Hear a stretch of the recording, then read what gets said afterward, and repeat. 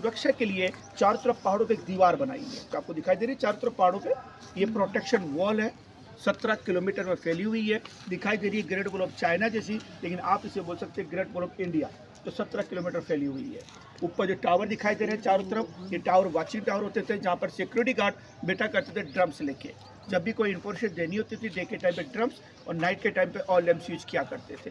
तो इस दीवार और जो किला है वो 3 किलोमीटर लंबा है, 1.5 किलोमीटर चौड़ा है और अभी भी प्राइवेट प्रॉपर्टी रॉयल फैमिली की।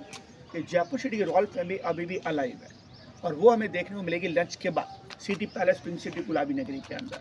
तो उन्हीं की प्राइवेट प्रॉपर्टी है। तो उस किले को और दीवार को बनाने में 700 साल का टाइम लगा है। राजा काकेल देव ने स्टार्ट किया था और कंप्लीट किया था सवाई जय सिंह सेकंड ने। इस बिल्डिंग का नाम पड़ गया जयगढ़ फूट। जय मीन जय सिंह और गढ़ मीन्स फूट।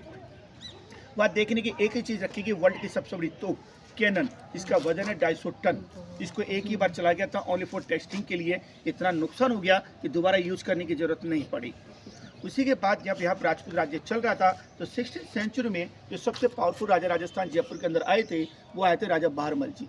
और जब राजा बहारमल का राज यहाँ पर आया था उसी वक्त मुगल किंग अकबर का भी आगमन हुआ था। और अकबर ने राजस्थान के राजा को अल्टीमेट दिया था या तो फाइट करे या सरेंडर करे।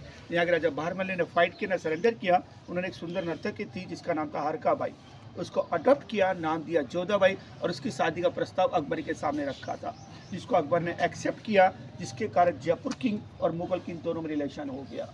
और उसी वक्त बहारमल ने अकबर को एक वचन दिया कि आपने मेरे से रिलेशन बनाया, मेरे शादी के प्रस्ताव को स्वीकार किया, इसलिए आज के बाद जो भी राजा मेरे जयपुर के अंदर आएंगे मेरे बाद वो आपके लिए, आपकी मुगल आर्मी के लिए काम करेंगे।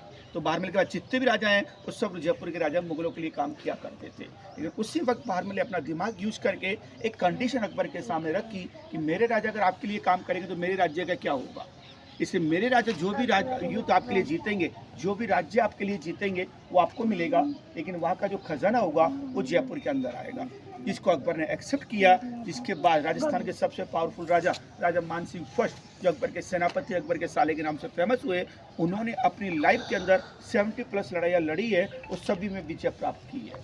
और बाहर का जो खजाना था वो सुरक्षा यहीं पर लेके आते थे और सुरक्षा की दृष्टि से उसी बिल्डिंग को खजाना छुपाते थे, जिस पे 3 पानी के टैंक बने हुए हैं और उन्हीं पानी के टैंक के नीचे रूम थे जिसमें खजाना रखा गया था। और उसी के बाद फिर मान सिंह ने अपने इस राज्य के बारे में सोचा कि यहाँ की पब्लिक क्या करेगी, खेतीबाड़ी हो नहीं सकती, पानी की प्रॉब्लम है, इंडस्ट्री फैक्ट्रियाँ है नहीं, तो यहाँ की इकोनॉमी को डेवलप करने के लिए पब्लिक को काम मिल सके, इसलिए महाराजा मान सिंह ने यहाँ पर लंबे चौड़े महल बनाना स्टार्ट कर दिया। तो राजस्थान सबसे बड़ा और सबसे सुंदर महल अभी हम विजिट करने जा रहे हैं, जो येलो कलर की बिल्डिंग आपको दिखाई दे रही पहाड़ों पे, इसको बनाने में 135 साल का टाइम लगा है। तो इस पर पब्लिक को काम मिल सका, लेकिन हर पब्लिक कारीगरी कर नहीं सकती, इकोनॉमी कैसे डेवलप होगी। तो फ्यूचर का सोचते हुए और राजा मान सिंह ने इंडिया के 36 स्टेट के आर्टिस्टों को जो हाथों की चीज़ें बनाते थे उन आर्टिस्टों को इनवाइट किया और इस गांव में रहने की जगह थी, इसलिए गांव आके आर्ट एंड क्राफ्ट के वर्ल्ड फेमस है। ये छोटा सा गांव अगर आप देखेंगे तो नया बिल्डिंग अलाउ नहीं है, ये कंप्लीट हेरिटेज है। आज भी वही पुरानी बिल्डिंग आपको देखने को मिलेगी अंडर द प्रोटेक्शन वॉल, और बड़े बड़े घर बने हुए हैं कि गांव की पब्लिक जो आज भी रहती है, जो आपने सुना होगा ब्लॉक प्रिंटिंग होती है, मार्बल कार्विंग होती है, हैंड नोटेड कारपेट बनते हैं, जेम स्टोन कटिंग पॉलिशिंग होती है, वो आज भी गांव के लोग अपने घरों के अंदर करते हैं। इसलिए गांव 36 हिस्ट्री कला को आज भी जिंदा रख रखा है, जिसको देखने के लिए ऑल इंडिया ऑल वर्ल्ड से टूरिस्ट यहाँ पर आते हैं। तो इस प्रकार यहाँ की पब्लिक को काम मिल सका और सर्वाइविंग हो सका। उसी वक्त अभी जो कुंड हम देखने आए हैं, तो ये कुंड मैंने बताया कि 10th सेंचुरी पूरा तहस हो गया था, लेकिन आज आपको पूरा वेल मेंटेन दिखाई दे रहा है, क्योंकि राजा मान सिंह या जयपुर में जब भी कोई राजा बनते हैं तो ज्योतिष उनकी जन्म कुंडली चेक करते हैं। और मान सिंह ने जब जन्म कुंडली चेक की गई थी तो उन्हें ग्रह नक्षत्र बहुत हेवी थे, जिसे कंट्रोल करने का उपाय भी बताया था। लेकिन उसी वक्त ज्योतिष ने उनको बताया था कि आपके पूर्वज जो यहाँ पर आए थे उन्होंने मीना के धार्मिक कास्ट पे धोखे से वार किया था दिवाली जैसे पवित्र दिन के ऊपर, जिसके कारण उनका कुंड तहस हो गया था और उनके देवता पितर आज भी विचलित कर रहे हैं। तो मान सिंह ने वापिस इसका रेनोवेशन करवाया और यहाँ पर अपने लिए भी 2 जगह बनाए। और मान सिंह जब भी युद्ध करने जाते थे पहले ज्योतिष अकॉर्डिंग यहीं पर पूजा करते थे, जिसका इफेक्ट ऐसा रहा कि उन्होंने अपनी लाइफ में जितनी भी लड़ाई लड़ी है सब में विजय प्राप्त की है। जिसके बाद मान सिंह ने इस ज्योतिष को माना, देवता पितरों को माना, और उसके बाद उन्होंने इस कुंड का वापस रेनोवेशन करवाया, वही नाम दिया जो ओरिजिनल नाम था पन्ना मीना कुंड, और वही डिजाइन बनाया, इसलिए आज इसे पन्ना मीना कुंड कहते हैं। और उसी वक्त उन्होंने ऐसे प्रायश्चित कि मेरे पूर्वजों ने धोखे से दिवाली पे मीना कास्ट पे बार किया था। तो एज ए प्राइसेस आज के बाद जयपुर की जो रॉयल फैमिली की दिवाली होगी वो काली दिवाली कहलाएगी। तो आज भी जयपुर की रॉयल फैमिली की दिवाली काली दिवाली कहलाती है और दिवाली के टाइम पे काली कलर की ड्रेस यूज़ करती है। और वो ड्रेसें जो यूज़ की गई है पहले और आज भी जो यूज़ करते हैं उनकी लेटेस्ट फोटो वो आपको देखने को मिलेगी लंच के बाद पिंक सिटी गुलाबी नगरी सिटी पैलेस में। तो सिटी पैलेस रॉयल फैमिली का रेजिडेंस है जहाँ आज भी रॉयल फैमिली रहती है। राजस्थान का सबसे बड़ा और सबसे सुंदर म्यूजियम आपको देखने को मिलेगा।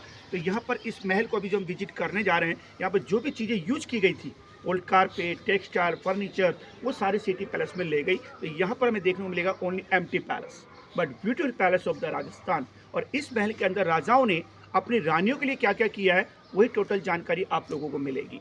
क्योंकि मैंने बताया कि मुगल किंग और जयपुर के दोनों में रिलेशन हो गया। यहाँ के राजाओं ने जितने भी युद्ध किए हैं वो out of Jaipur, out of Rajasthan किए हैं। जयपुर के अंदर जयपुर के राजाओं की लाइफ गुजरी है मोस्टली अपनी प्रजा के लिए और मोस्टली अपनी रानियों के लिए। किसी के 2 रानी, किसी के 12 रानी और किसी के 50 रानी और 100 रानी भी हुआ करती थी। उसके बाद भी वो लोग बहुत अच्छी लाइफ गुजारते थे, जबकि आज के टाइम पे एक के साथ पॉसिबल नहीं हो पाता। इसलिए जयपुर का मोस्टली आइडल टूर रहता है कि राजाओं को यहाँ पर नॉलेज मिलती है कि रानियों को कैसे खुश रखते हैं। तो इसलिए आपको जयपुर राजस्थान के अंदर कोई वीर गाथा नहीं सुनाऊंगा। तो ये बहुत से टूरिस्ट आते हैं पर वीर गाथा सुनने के लिए। यहाँ पर वीर गाथा इसलिए नहीं है कि दोनों में रिलेशन हो गया इसलिए कोई युद्ध नहीं हुआ। जो वीर गाथा आपको सुनने को मिलेगी वो मिलेगी आपको उदयपुर के अंदर, मेवाड़ में अंदर महाराणा प्रताप की वीर गाथा। लेकिन यहाँ पर आप सुनेंगे राजा ने रानियों के लिए क्या क्या किया है। रानियों को खुश करने के लिए हवा के अंदर महल बनाया जो आप देख के आए, हवा महल, जल महल, पानी के अंदर महल बनाया। और इसी प्रकार इस महल के अंदर हम देखेंगे एक महल का ऐसा पार्ट जहाँ पर राजाओं ने रानियों को खुश करने के लिए दिन में भी तारे दिखाए हैं और आज भी रानियों को अंदर दिन में तारे देखने को मिलेंगे। यानी इतनी सारी व्यवस्था राजाओं ने रानियों के लिए की, उसके बाद भी रानी को जो सबसे ज़्यादा खुशी मिलती थी वो शॉपिंग प्लेसेस पे मिलती थी।